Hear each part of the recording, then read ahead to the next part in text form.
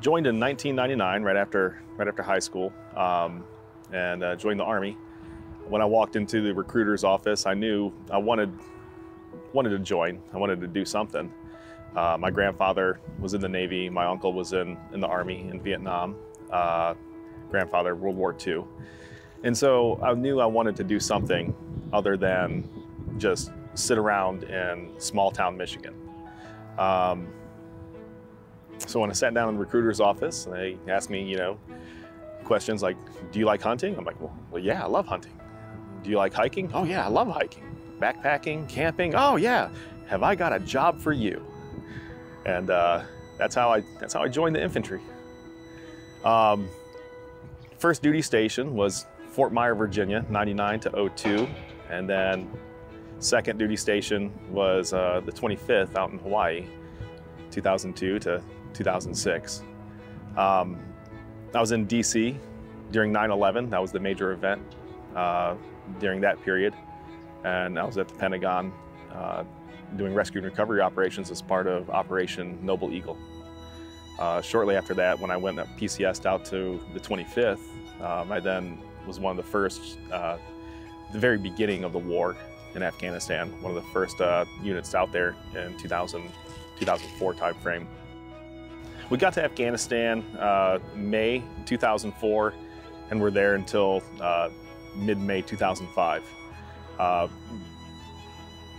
We helped stand up the first presidential election, and I've got one of the ballots at home on the wall hanging up as part of that, commemorative effort. We went there, it was very much the Wild West. The insurgents, the Taliban, Al-Qaeda, everybody's still trying to figure out, they're trying to get really organized as a fighting force against us. It wasn't, I don't want to say as deadly as it became over the years, but it still was pretty intense at times. I think when you look at people walking down the street, and I find myself doing this, you don't know anything about who anybody is really, unless you're friends with them and and you've spent your life with them or met them personally.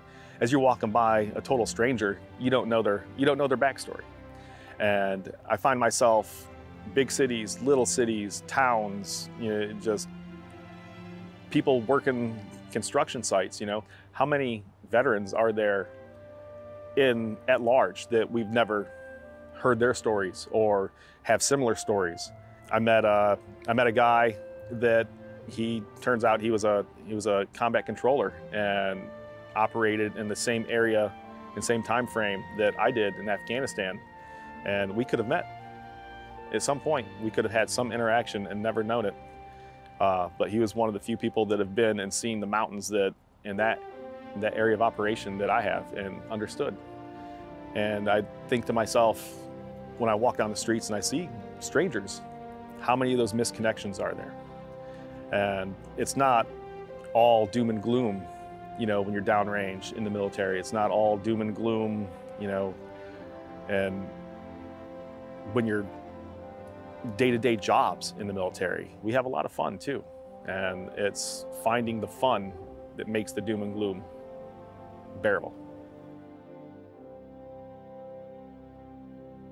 I'm proud to be an American veteran because I'm able to follow in the footsteps of heroes.